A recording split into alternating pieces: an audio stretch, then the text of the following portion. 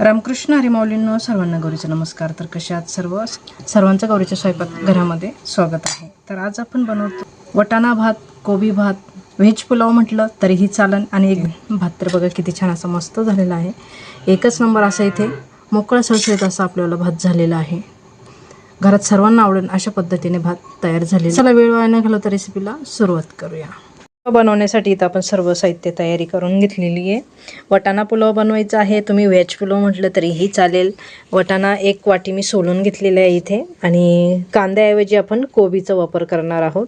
खूप छान लागतं कोबी पण घालून. ज्याच्याकडे कांदा नाही त्याने अशा पद्धतीने कोबी वगैरे चिरून छान असं मस्त आपल्याला व्हेज पुलाव होतो कोबीनं सुद्धा. तर एकदम बारीक असा मोठा मोठा चिरला मी जसं कांदा असतो अशा पद्धतीने चिरून घ्यायचा आहे मोठा मोठा. तर आता आपण परतून घेऊया सर्व मसाले, सर्व साहित्य. कोथिंबीर, टमॅटो, 2 टमॅटो कट करून घेतलेले, गाजर कट करून घेतलेले, 1 बटाटा घेतलेला आहे, सोयाबीन घेतलेली आहे, कोथिंबीर बारीक चिरायची आहे आपल्याला. तर चला फोडणी घालून घेऊया. गरम करायला ठेवलेली आहे, गॅस चालू केलेला आहे, तेल घालून घेऊया. 3 हिरव्या मिरच्या घेतलेल्या आहे, मिरच्या घालून घेऊया. जिरे मोहरी एकत्र घेतलेली, जिरे मोहरी घालून घेऊया. खडे मसाले घेतलेले इथे थोडेसे खडे मसाले घालून घेऊया. हिंग घेतलं आहे थोडंसं, हिंग घालून घेऊया.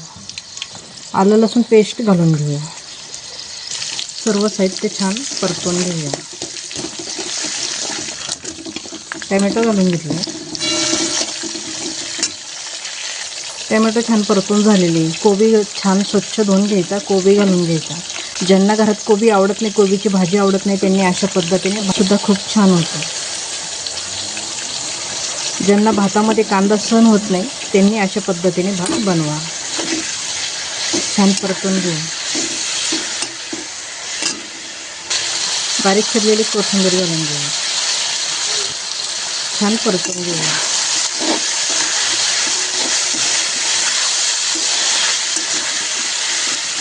बटाटा स्वच्छ धुवून घेतलेला घालून घेऊया. परतून घेऊया छान.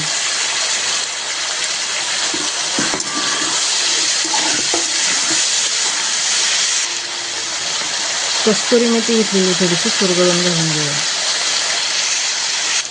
2 ते 3 पाणी मी सोयाबीन स्वच्छ धुवून घेतलेली घालून घेऊया. छान परतून घ्यायची. चवीनुसार मीठ घालून घेऊया. गरम पाण्याचा वापर करायचा. इथे 1 तांब्या पाणी घेतलेले, पाणी घालून घेऊया. छान उकळी घ्यायची आपल्याला.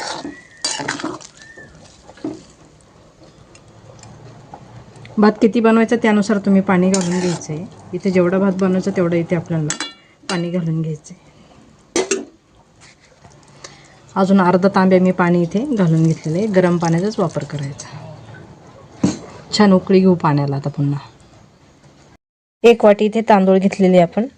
तांदूळ स्वच्छ करून घेऊया आणि स्वच्छ धुवून घेऊया 2 ते 3 पाण्याला छान उकळी आलेली आहे. तांदूळ सुद्धा एकदम स्वच्छ असे आपण धुवून घेतलेले आहे. पाण्यामध्ये तांदूळ घालून घेऊया उकळत्या. खालवर करून घेऊया म्हणजे भात मिक्स करून घेऊया सगळ्या याच्यामध्ये साहित्यामध्ये. आणि झाकण ठेवायचं आहे आपल्याला 5-1 मिनटं. 5 ते 10 मिनटं आपल्याला झाकण ठेवायचं आहे.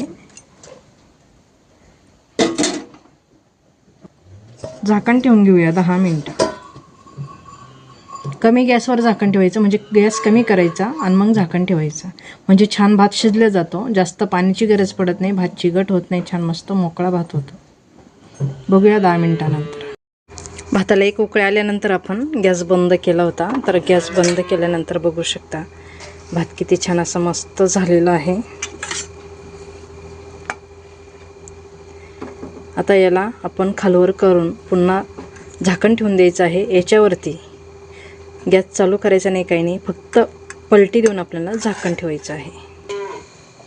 तर आता आपण भाताला पलटी देऊन घेऊया. बघा किती छान असा भाताला पलटी देऊन घेऊया. एकदम मोकळा सळसळीत असा भात झालेला आहे. आता झाकण ठेवून देऊया भातावरती.